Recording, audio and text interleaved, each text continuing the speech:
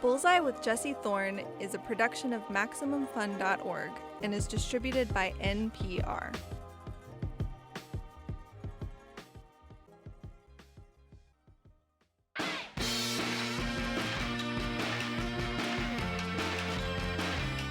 It's Bullseye. I'm Jesse Thorn. My first guest this week is the brilliantly talented Christine Baranski. She is an actor with an incredible resume. She went to Juilliard.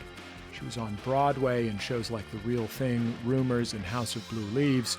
She's won 2 Tony Awards. On the hit sitcom Cybil, she played the title character's best friend, Maryann. She won an Emmy in the very first season. She is an iconic character actor with a distinctive look that commands your attention on the screen. And she is, and I'm not using this term lightly, a legend. In 2009, she got a part on the CBS show The Good Wife. It's a legal and political drama that starred Juliana Margulies. Baranski played Diane Lockheart on the show, a partner at the firm that Margulies' character worked. Critics loved The Good Wife, millions watched it, and when the series wrapped, Baranski got her own spin-off, The Good Fight. Once again, critics loved it, millions watched it. The Good Fight just started running its 6th and final season. You can watch it on Paramount+. The Good Fight's a drama, as was its predecessor, but The Good Fight is also pretty funny. Like in this clip, which kicks off the show's 4th season, Diane just woke up in an alternate reality. President Hillary Clinton is in the middle of her first term in the White House. Polar bears are thriving again. The rainforest is saved. A cure for cancer is on the horizon. Diane is confused, and her coworkers are concerned. Are you all right, Diane? Liz, I have never been better. Don't you know that cancer was cured? Yes, but the administration is not telling us how or when. Luca is worried about you. Should we be? Oh, no.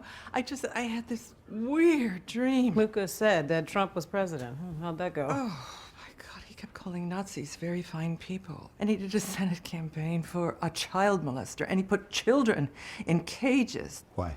Immigration policy and anti-Semitism and racism were on the rise. And where were the Obamas during all this? They had an overall deal at Netflix. Christine Baranski, welcome to Bullseye. I'm so happy to have you on the show. I'm delighted to be here. The Good Fight is such a wonderful show. It's also like for what, look, it's on a streaming service, but we'll call it a network television program. It's so deeply odd in that it lives in this world between just a pretty straight, prestige legal drama, a very high quality, traditional narrative television program. The real world, it has a deep interplay with the real world. Or the unreal world now, Yeah. I'd say. Yeah, and then also sometimes really weird stuff happens, like you talk to the ghost of Ruth Bader Ginsburg or whatever. Any opportunity to work with Elaine May, that was actually my idea. Not that the Ruth Bader Ginsburg was not my idea, but I thought, who can play it? And then I thought, oh my God, Elaine May, that's history. It's a good venue for, you or Wallace Shawn is in it. He's wonderful in it. Alan Cumming used to do it. Like, these are performers who bring so much, I don't know what the right word is, verve? Does that seem right? Well, there's verve, but they're quirky. Yeah. These are mostly New York theater actors. They're all character actors. I mean, Dylan Baker played that utterly creepy guy, the wife killer. There was just a revolving door on brilliant guest actors, and our series regulars were no slouches. And in the final year, we got Andre Braugher, who is really a marvelous actor, but he's damn funny when you see season, Did we make it to 6. 10? This is 6. Yeah. But I mean, he's marvelous. It was just an embarrassment of riches, and the Kings knew, especially with COVID. You see, all of these theater actors were home. They couldn't work in the theater, but we were managing to work on film with, very strict protocols, but we did go to work and we kept people safe, and that was true of the Gilded Age as well. We had to wear masks. We were tested every day, but we managed to do our work in front of a camera, and so all of these marvelous actors in both these shows really were available. And one of the great things about Good Wife, Good Fight was it was a repertory company for great actors and actresses, and they all did their turns, and they were judges and lawyers and various victims, whatever. And, I will miss that probably more than anything. Christine, you're a very serious actor, and you do a lot of serious acting in the show. But also, I went on Twitter and said, Christine Baranski's coming on Bullseye today. What should I ask her about? And sometimes to get it to show up better on Twitter for people to talk to me about it, I'll go into the database of GIFs that they have, little animated GIFs on Twitter. And if you type in Baranski into the database of animated GIFs, it is a treasure trove of disapproving takes that knows no end. The world of Christine Baranski on screen giving looks. Yes.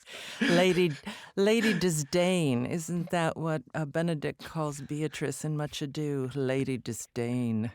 Yeah, I've got some attitudes, that's for sure. I call them baditudes. To be fair, it's not exclusively disapproving. There's a few looking up and downs. There's some fantastic different, but that is the intersection of very serious acting, because none of these are anything but, character driven. It's not as though these are random things you're throwing in to spice things up a little bit, but it also is it's a very classical skill. I mean, it's the kind of thing that it's the kind of thing that my Commedia dell'arte teacher would have made us practice,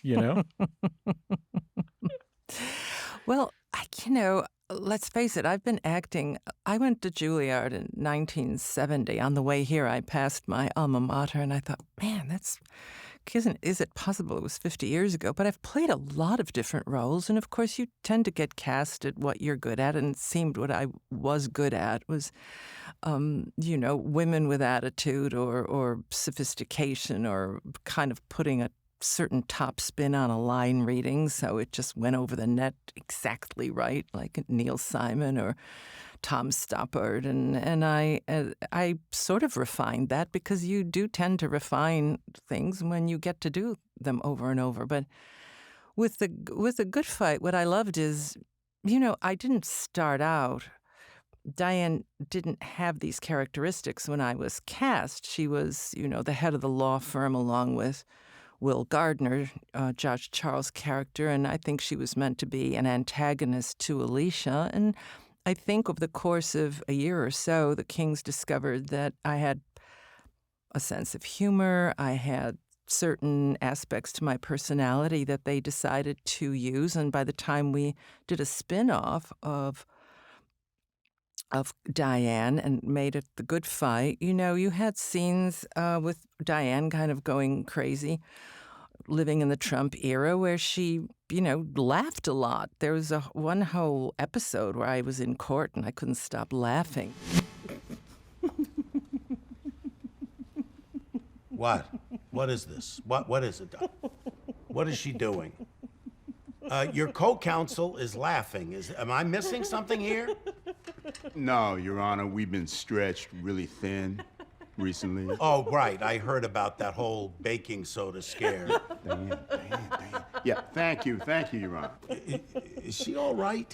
She's just pleasantly surprised, Your Honor. Yeah.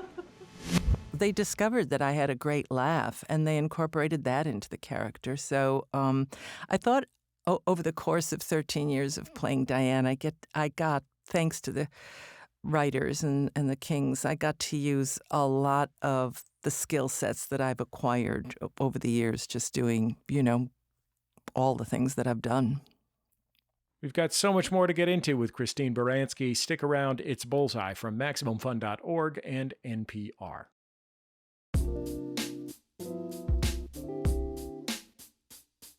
Welcome back to Bullseye. I'm Jesse Thorn. If you're just joining us, my guest is Christine Baranski. She's an Emmy Award-winning actor who starred on shows like The Good Wife, Cybil, and a bunch of Tony Award-winning productions on Broadway. The Good Fight just kicked off its 5th and final season, which is streaming now on Paramount+. Let's get back into our conversation. You went to theater school at Juilliard. I did. What led you to think that you could and should go to theater school at Juilliard? Well, my grandmother, I lived with my paternal grandmother, and she actually was an actress in the Polish theater in Buffalo. It was rather like the Yiddish theater in New York. We lived in a Polish Catholic community, and there was a very strong Polish section to Buffalo. And my grandmother and grandfather both were actors and did plays in Polish and some of them in English. But I lived with a very vivacious woman who, she was very expressive and she loved the arts. And my father took me to see singers and dancers that were a Polish folk troupe. And so I developed a feeling for like the magic of performing arts and people who were that way. And I was quite shy when I was young. It's amazing. I became an actor because I really was very, very shy up until about the 6th grade. And then, anyway, I began to sort of come out of myself. And I started doing plays in high school, like so many people. I went from being backstage and helping out to, standing in the wings thinking, God, that really looks like fun.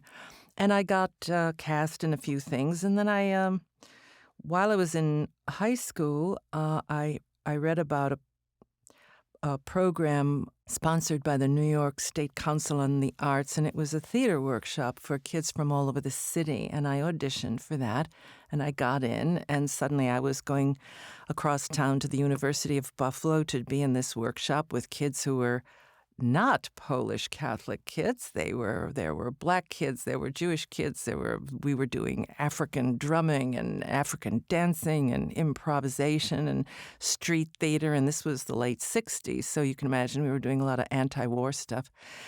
Anyway, then I became part of an experimental theater company by the time I was a senior in high school. It was called the Company of Man, and we performed in the old Pierce Aero plant. And I think my first real professional play, I was in a 2-character play called The Master, and I actually wore an American flag as a mini dress with white go-go boots. And I actually got a really good review from the university school paper. Anyway, so I'm already filled with excitement and passion, and I think I had enough people, including my high school drama teacher and the teachers who were doing this workshop. Enough people told me you should really do this, that I did read about the Juilliard School in the Buffalo Evening News, and I just thought, well, that would be my dream. So I auditioned, and I hadn't heard from them at all, and I'd already heard from Boston University that I was accepted to their theater department, and I'd gotten rejected at NYU. And then I had the courage to call Juilliard and ask, and they said, well, I could do the voice, but, terribly sorry, you've been waitlisted. You have this speech problem, impediment that we feel is very difficult to correct. Now, it's possible because of, the space between your 2 front teeth that, air is going through there and creating a slight whistle. But perhaps if you had your teeth capped and went for speech therapy. So basically that's what I did. My mother, who was really could not afford to do this, but she got my she took me to an orthodontist, and I got my 2 front teeth capped, and I went for quite a few months of speech therapy, and then I re-auditioned. So, it's a fun story, but it was kind of thrilling because I had to show up months later and go into the office of John Houseman, who was a very formidable man. He was the law professor in Paper Chase, if you remember. That's the way he was. He was really intimidating. And the speech teacher and the voice teacher, they were all there, and they handed me a page full of, it was a paragraph of nothing but S's, and I I had to do this. And God, it was just, when I finished, the voice and speech teacher, her back was to me, and she was staring out the window. And John Houseman said to her, "Well, Elizabeth, what do you think?" And Elizabeth Smith just nodded her head. She didn't say anything. And then Houseman said, "Congratulations. You've just been accepted at the Juilliard School." It was pretty thrilling stuff. I was 18. It still is thrilling for people when they get into Juilliard. They say it's just the most thrilling thing because it's like winning the lottery. It's actually rather like winning the lottery because what are the chances you get in? What did they have? 24 kids from all over the country, and now the competition's even worse. Exponentially worse. I was only Group 3. They had just started the drama division. But it still remains one of the great moments, one of the great days of my life. And I got great training from all of my teachers at Juilliard. I was reading a New York Times profile of you from 10 or 20 years ago, and there was a late paragraph with a sentence at the end.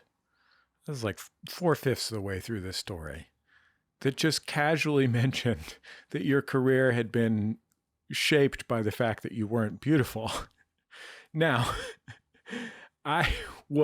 first of all, I was like, well, that's a catty remark, New York Times feature writer.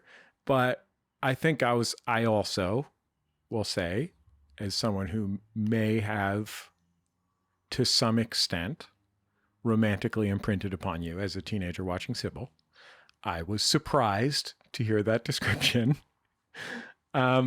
It led into a quote of you talking about not looking like a movie star. Did you feel that way about yourself from, to start your career at Juilliard with I had to fix my teeth, you know what I mean? Yeah. I'm glad you brought that up. This was the style section of the New York Times, and I happened to be with, the writer was Kathy Horan, and she wrote, the fashion stuff. And it was the day after Elizabeth Taylor passed away. And so there were all these images of Elizabeth Taylor. And I think all I said to her was, I never got an acting job, because I was beautiful. I got acting jobs maybe because I was sexy or foxy or had a certain kind of what you call verve or a kind of energy or, stage presence. But I can confirm those things. I didn't ever, and I said in a way it was good because I didn't have a shelf life. It was like once that look was gone, it would be, oh, I don't have a career anymore.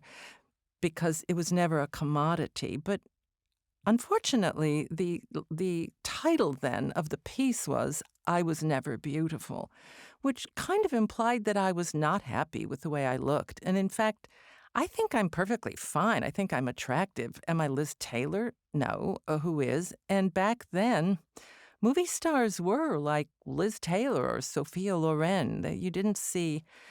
by the 70s, they were making quirky movies, but I had never imagined myself as, wanting a film career or that kind of I'm up on the silver screen. What I wanted when I left Buffalo was to be a theater actress. And I played beautiful women on stage. I played attractive women on stage. And then, as you say, Cybil, Maryann was, she was pretty great looking. But, I think the point was that I didn't, it was sort of a blessing. I didn't, as I grew older, I became in some ways more comfortable with myself and with the way I look, because it was never like an issue. I'm going to lose my youth. I'm going to lose my beauty. I mean, I just turned 70 and I've never been busier. So, it's been a continuum for me to just keep working and playing different roles. And Diane Lockhart, I think, very attractive woman, well-dressed, well-spoken. But I didn't get that role because, she's, I didn't get the role because of my looks. I think I got it because of my resume and because of, she needed to be attractive, certainly. But you know what I'm saying. It wasn't the sine qua non of my career. I was certain you were going to say, here I am 70 years old. And you said I've never been, to say you've never been more successful, or I thought you were just going to say I've never been hotter. Well, that too. I mean, it's not for me to say, but I do. In our final season, I'm part of a love triangle. I have two men in my life that I have to decide which one, and I've had this marvelous marriage with Gary Cole, who's such a guy, and we had a great on-screen chemistry, and people loved the fact that this was a marriage between two people well over 50. It was still kind of hot for each other, and they didn't agree politically, but clearly something was clicking. And so I was happy to have that to contribute to all of the women over 50 who think life is just over. My life just kept getting better and better, my personal life. And I think Diane's was a very vital, active professional life, and her personal life was complicated. But, she wasn't sitting home alone and, crying into her scotch, some bitter woman worrying that she's, childless and that she's, got no personal life. Diane was pretty active. We've got plenty more to talk about with Christine Baranski. After the break, she'll tell us about her relationship with the great Stephen Sondheim and how she connected with him many times as a collaborator. It's Bullseye from MaximumFun.org and NPR. Which animal has the most bones? Why isn't Pluto a planet? Why are bees electrically charged? Let's find out together on our show, Let's Learn Everything, where we learn anything and everything interesting. My name's Caroline, and I studied biodiversity and conservation. My name's Tom, and I studied computer science and cognitive blah, blah, blah, blah. Did you? And my name's Ella, and I studied stem cells and regenerative medicine. On our show, we do as much research as you would for a class, but we don't get in trouble for making each other laugh. Subscribe to Let's Learn Everything every other Thursday on Maximum Fun.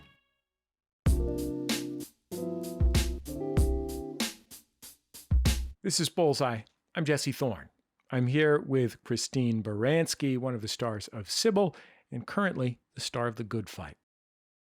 At the beginning of the pandemic, I was dealing with some real tough stuff in addition to the tough stuff of the pandemic.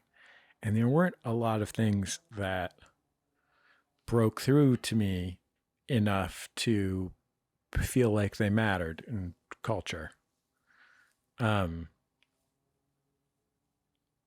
one of the things that did was the streaming Stephen Sondheim tribute in which you participated. Oh, that did break through, didn't it? It really felt like it meant something, I think partly because, Sondheim had passed away in his 90s. And so it was an extraordinary loss, but also one that everyone, and the greatest genius of American musical theater and a vibrant presence, but also one that I think people had thought about, well, what will happen when that happens? It wasn't as though It wasn't as though he died at 27 in a motorcycle accident. And so it was this extraordinary event that meant so much to people when they were hurting so bad and was so painful, but also maybe people were in a way ready to have a celebration of his life. You know what I mean? Totally.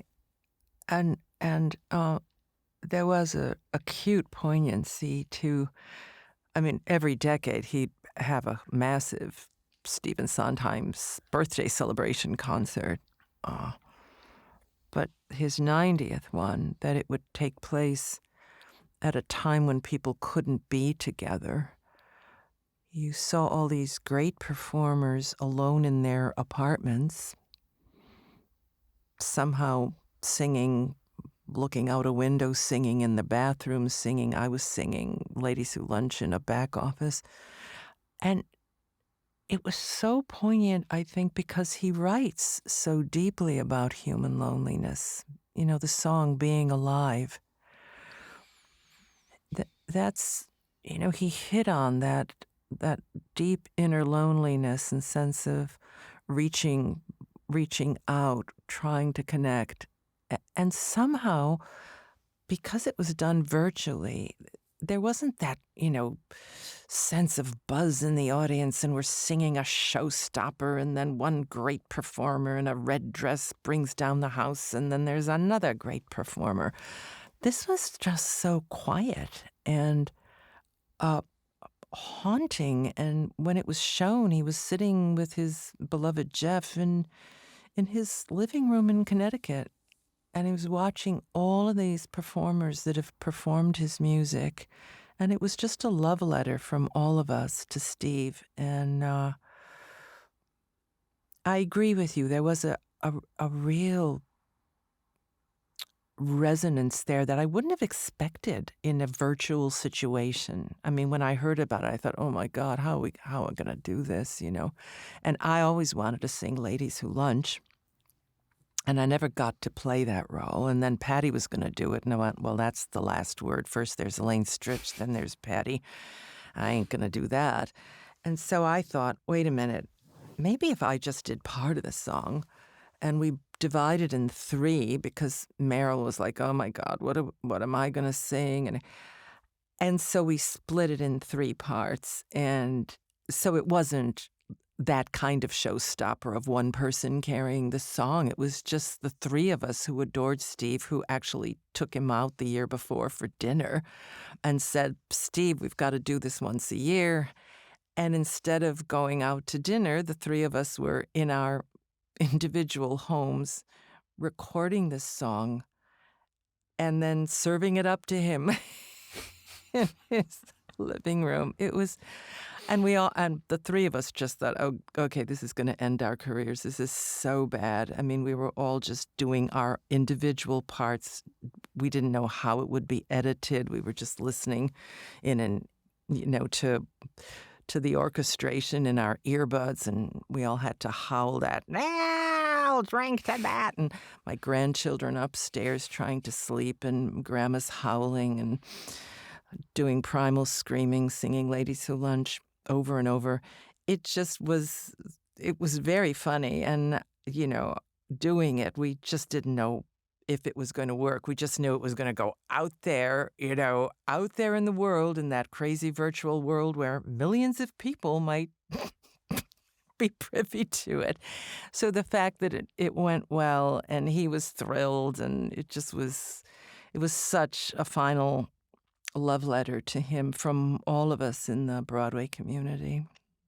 Let's hear a little bit of that finale with... Now, I got to say, look, if you're going to go up on stage with 2 other people to sing this iconic song, right? First, you got to deal with, well, Meryl Streep is not just a great actor, but one of the most famous movie stars of our time, right? But I feel like if it was me and I was you, I'd be like, but you know what? I'm better for this than Meryl Streep, no matter how good she is. So not that she's wrong for it, but you're like, I was born to do this, and so that'll be fine. But it's the Audra McDonald part, which is like when she sings her verse, which is the third verse. She's such an extraordinary singer. I know. We said, give the high parts to Audra. Absolutely. Give her the big stuff. She'll lay into it. She'll land it. We'll just be funny with our glasses and our attitudes. Like, Elaine Stritch was one of the greatest genius. Her performance of that song is truly one of the best things in the history of American culture. But like, she can't sing like Audra McDonald. You know what I mean? So anyway, this is the end of that performance. So here's to the girls on the go. Everybody tries. Look into their eyes and you'll see what they know. Everybody dies. The toast to that invincible bunch. Dinosaurs surviving the crunch. Let's hear it for the ladies who lunch. Everybody rise! Rise! Rise! Rise! Happy birthday, Steve! Rise! Happy anniversary, Steve! Rise! We love you, Steve! Cheers, Steve!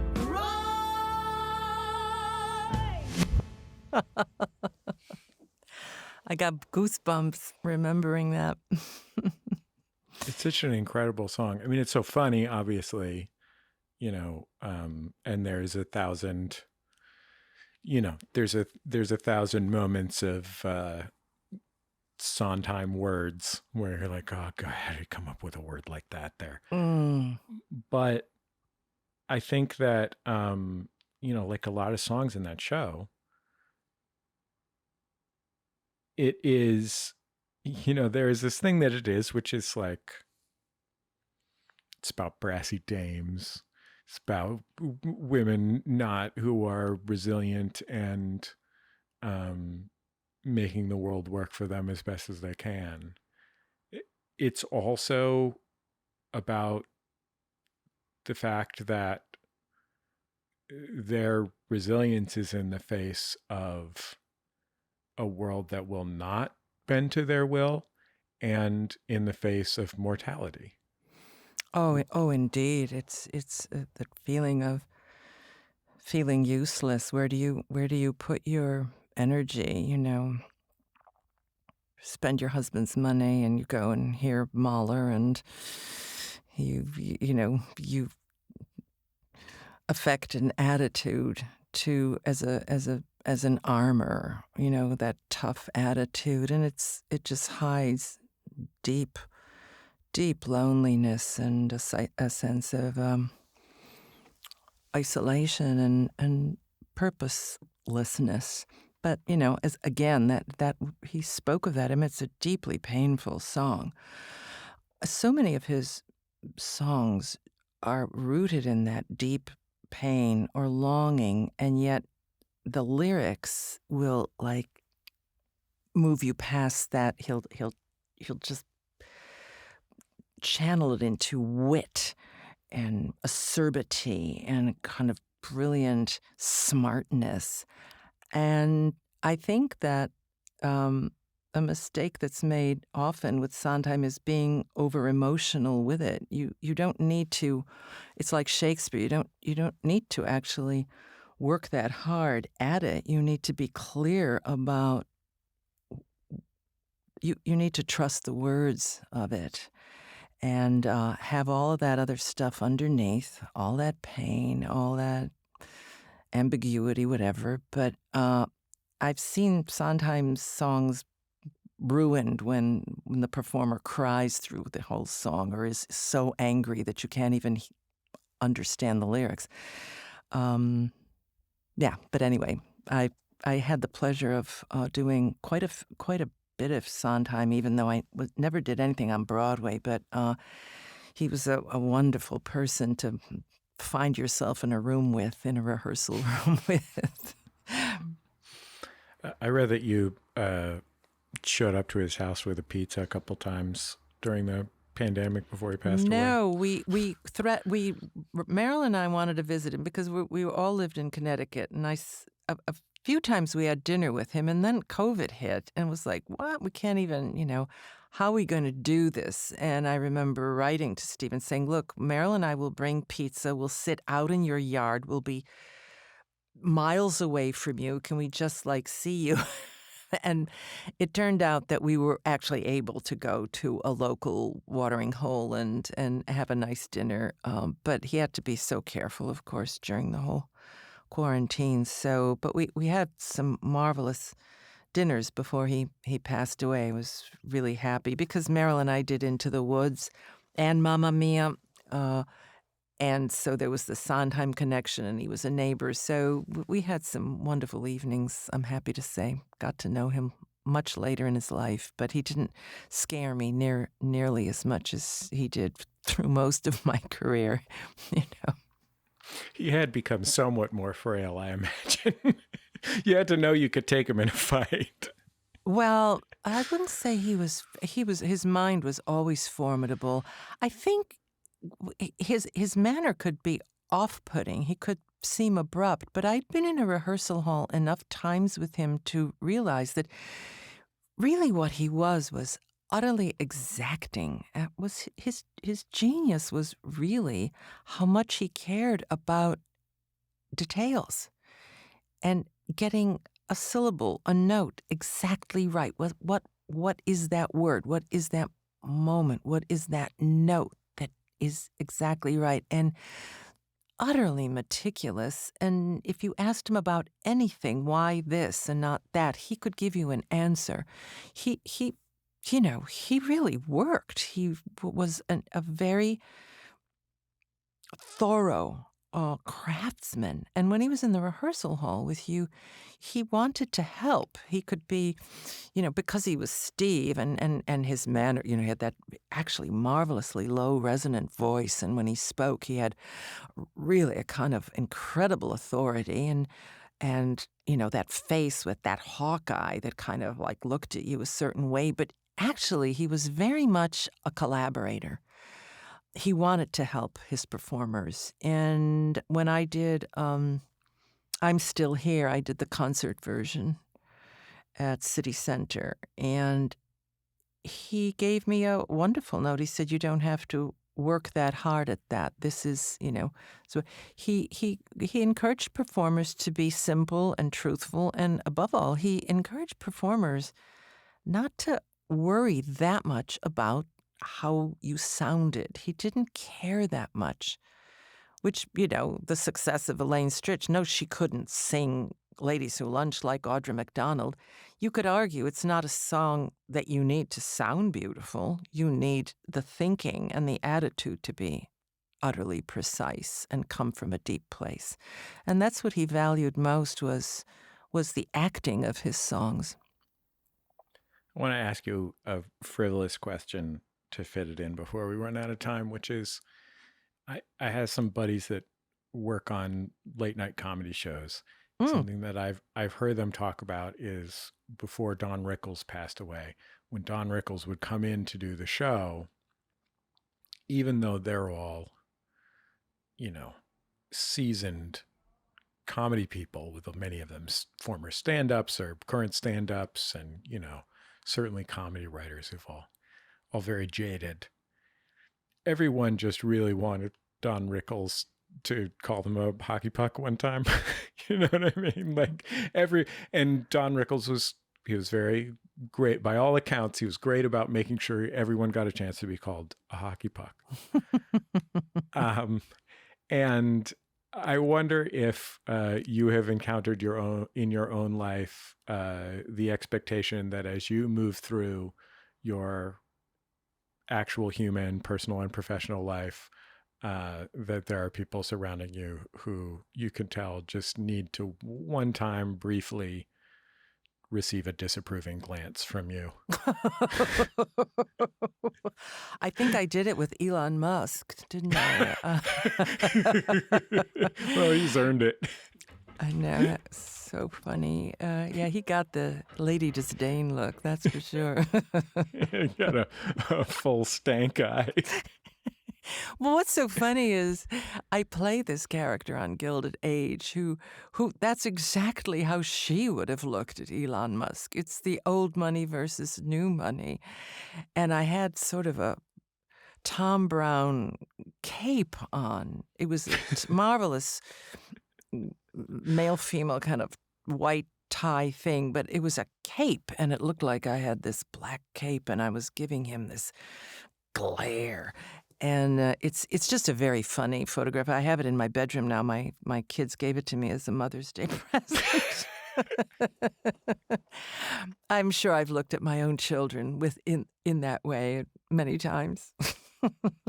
Well, Christine Baranski, I've taken up too much of your time, but I sure appreciate getting to talk to you. I love your work so much. Oh, thank you for all the things you got into. We covered a lot of ground. Thank you for being so thorough and thoughtful, and it's a pleasure, real pleasure. Thank you. I didn't even make you sing any Polish folk songs, Christine. I thought about it. Next time. Christine Baranski, the 6th season of The Good Fight is streaming now on Paramount+. That's the end of another episode of Bullseye. Bullseye is created from the homes of me and the staff of Maximum Fun in and around greater Los Angeles, California, where, look, I don't know if you've heard, but it's been hot. Our show is produced by Speaking Into Microphones. Our senior producer is Kevin Ferguson. Our producers are Jesus Ambrosio and Richard Roby. Our production fellow at Maximum Fun is Tabitha Myers. We get booking help sometimes from Mara Davis. Special thanks this week to the folks at CDM Studios, also in New York, for recording the legendary Christine Baranski. Our interstitial music is by DJ W, also known as Dan Wally. Our theme song is Huddle Formation, written and recorded by the Go Team. Thanks to the Go Team and Memphis Industries for sharing that with us. Go buy a Go Team album, they rule. Bullseye is also on YouTube, Twitter, and Facebook. You can find us, follow us, and we will share with you our interviews in those places. You can then share them with others. I guess that's about it. Just remember, all great radio hosts have a signature sign-off. Bullseye with Jesse Thorn is a production of MaximumFun.org and is distributed by NPR.